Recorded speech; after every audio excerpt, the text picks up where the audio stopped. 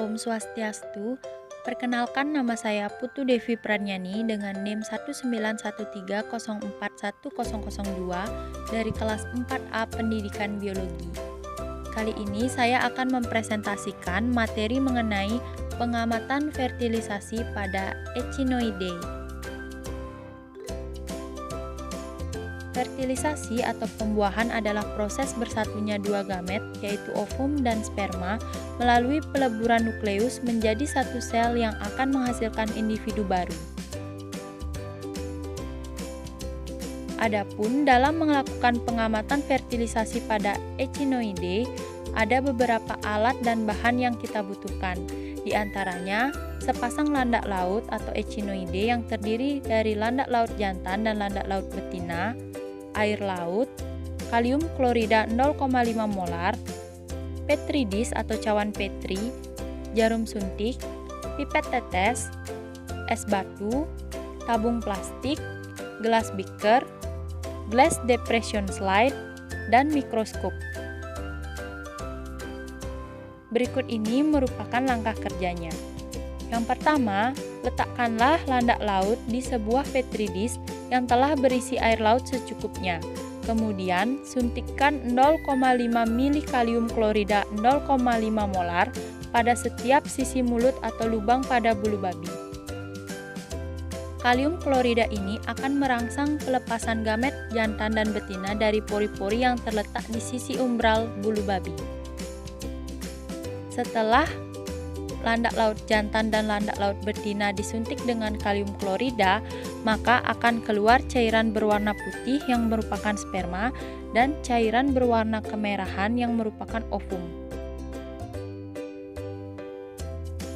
Tahap kedua, kumpulkanlah cairan putih yang merupakan sperma atau cairan kemerahan yang merupakan ovum dari bulu babi yang telah disuntik tadi dengan menggunakan bantuan pipet.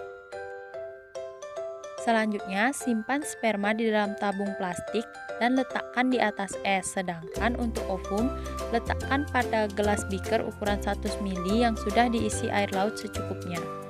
Meletakkan sperma bulu babi di atas es akan memperlambat aktivitas metabolisme dan menjaga sperma dalam kondisi baik untuk proses pembuahan yang akan dilakukan.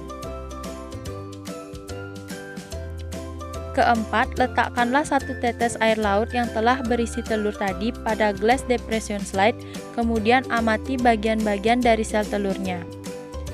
Selanjutnya, encerkan sperma di dalam air laut dengan mencampurkan 2 tetes sperma dengan 10 ml air laut di dalam gelas beaker kecil. Kemudian, beri 1 tetes larutan sperma tadi pada glass depression slide yang telah diisi telur. Selanjutnya, amatilah proses fertilisasi di bawah mikroskop dan juga proses pembelahan sigot yang terbentuk setelah fertilisasi. Berikut ini merupakan gambar yang menunjukkan perkembangan embrio Echinoideae setelah fertilisasi. Telur yang telah dibuahi akan berkembang menjadi sigot. Sigot akan mengalami pembelahan sel menjadi 2 buah sel, 4 sel, 8 sel, dan seterusnya, hingga terbentuk blastula. Blastula kemudian akan berkembang menjadi gastrula, dan gastrula akan berkembang menjadi pluteus. Pluteus ini nantinya akan berkembang menjadi juvenil atau landak laut muda. Landak laut muda ini akan berkembang menjadi landak laut dewasa yang siap bereproduksi.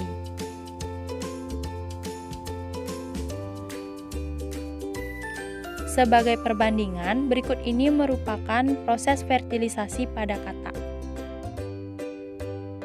Proses fertilisasi pada katak atau rana SP terjadi secara eksternal atau di luar tubuh induknya.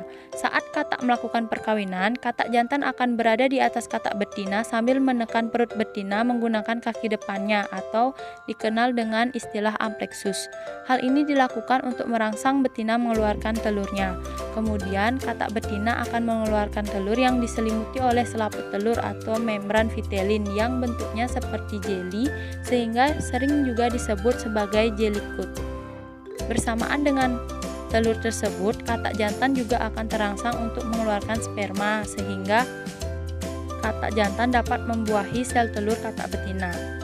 Ketika telur dan sperma katak bertemu di dalam air, maka terjadilah fertilisasi. Pada fertilisasi, bagian kepala sperma akan menembus ovum sehingga terjadi penggabungan inti antara sperma dan ovum sehingga terbentuklah zigot.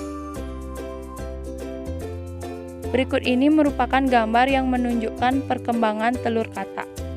Telur katak yang telah dibuahi dalam fertilisasi atau dikenal dengan istilah zigot akan mengalami tahap pembelahan.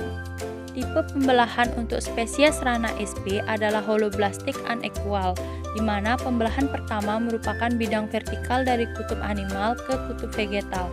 Pembelahan ini akan menghasilkan kumpulan sel yang berbentuk seperti buah anggur yang disebut morula. Morula akan mengalami 3 tahap perkembangan yang akan membangun tubuh katak muda atau kecebong.